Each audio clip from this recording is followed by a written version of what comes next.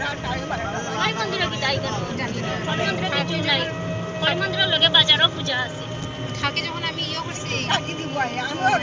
যখন দিনকে কি সব দেখা